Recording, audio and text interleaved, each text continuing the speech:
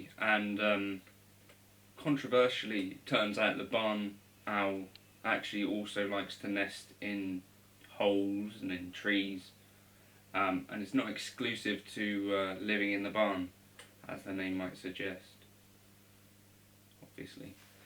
So this is the start of a kind of new idea that I sort of had, and this is basically profiling my collection, and probably we're going to start off with amps.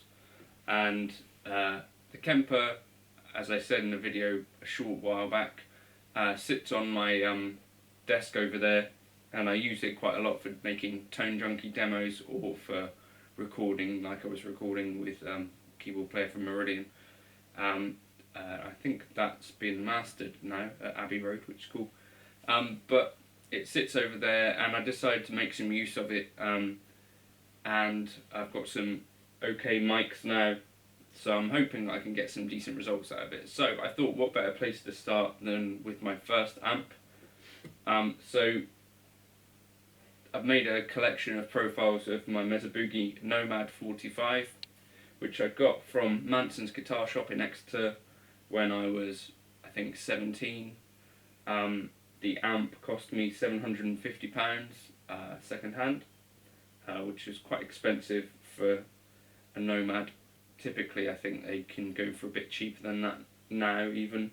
And this was my first kind of proper valve amp. Before that I'd had like a crate solid state amp, and I'd had a Marshall AVT 150, which I think has one preamp valve but is a solid state power section.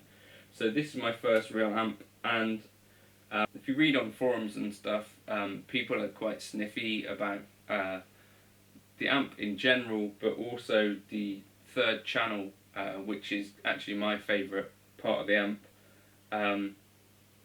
and is what basically I used as my lead tone for quite a long time.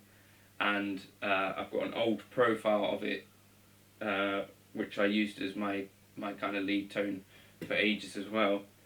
I really like the amp, and these profiles were created with a Cascade Fathead ribbon mic, which actually takes off quite a lot of the top end. I might also experiment with using a condenser as well, just to have a slightly brighter profile if required. And I'm using a Mesa Boogie open back compact extension cab, which is loaded with an EVM 12L speaker, one of the Mesa Boogie Black Shadow versions. I think the cab's from like the mid-90s probably. But yeah, so one of the things that I really like about this third channel,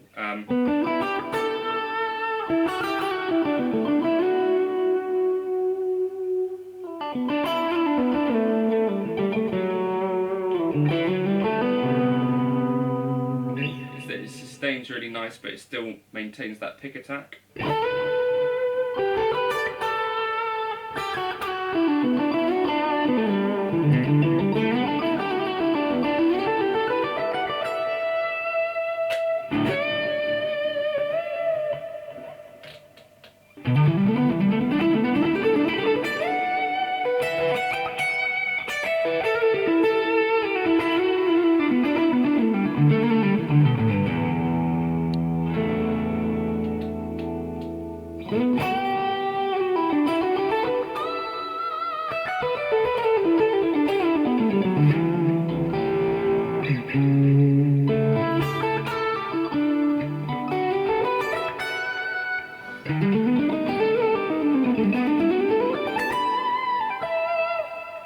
So that was kind of my lead tone for quite a while, and I used to use a pod, HD Pod 500 in the loop of this amp, as like in a 4-cable method for my delay and stuff, and I'd have an EQ on there and I'd channel switch. So I've also profiled the clean channel, and what I'll do now is play a demo of some of the sounds and stuff.